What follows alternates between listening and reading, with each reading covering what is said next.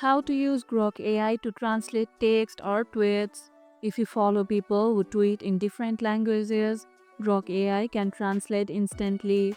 First, open Grok AI and type translate this tweet to English, followed by the tweet text. You can also paste longer paragraphs or messages. Grok will detect the language automatically and return an accurate translation. You can go both ways too. For example, translate this English text to Spanish or turn this sentence into Japanese. For better context, include the language name in your prompt.